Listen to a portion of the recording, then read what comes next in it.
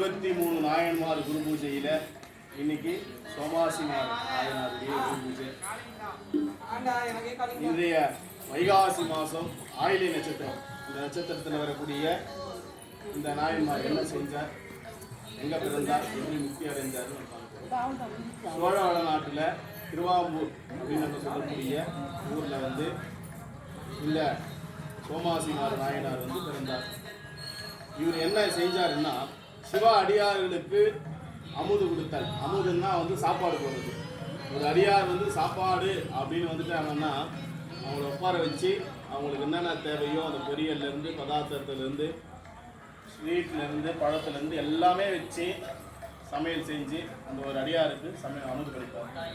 இந்த அமுது படைக்கிறதுக்கு அவருக்கு எப்படி அமுது படைப்பாருன்னா சுவாமியோடைய 5 எழுத்து மந்திரம் அப்படின்னு சொல்லக்கூடிய பஞ்சாட்சர மந்திரத்தை ஓதி ஒரு அந்தனர் குலத்தில் பிறந்து என்ன பண்ணுவார்னா, எல்லா வீட்டுகளுக்கும் போய் வேள்வி செய்யறதோ, கோயிலில் வேள்வி செய்கிறது, ஆலயங்களில் வேள்வி செய்கிறது, பல இடங்கள்லாம் வேள்வி செய்வார். வேள்வினா ஓமம் வளர்த்துறது, யாகம் வளர்த்துறதுன்னு சொல்கிறது.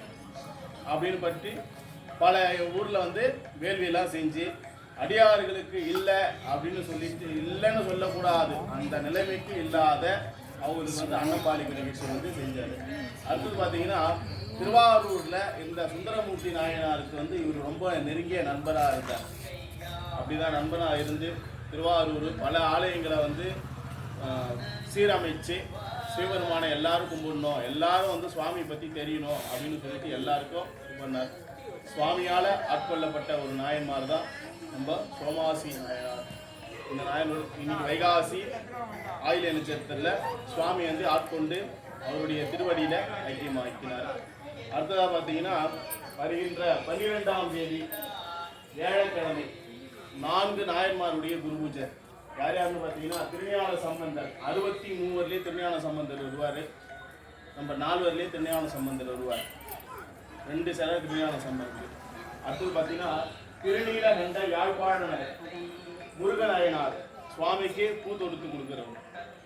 அதுக்கடுத்து பார்த்தீங்கன்னா, திருநீல நக்க நாயனார். இவங்க 4 பேர் திருஞான சம்பந்தத்து 2 சிலை, மொத்தம் 5 சிலை வச்சு வருகின்ற 12ஆம் தேதி வியாழக்கிழமை 5 சிலைக்கும் உற்சவ சிலைக்கும் அபிஷேகம் நடக்கும்.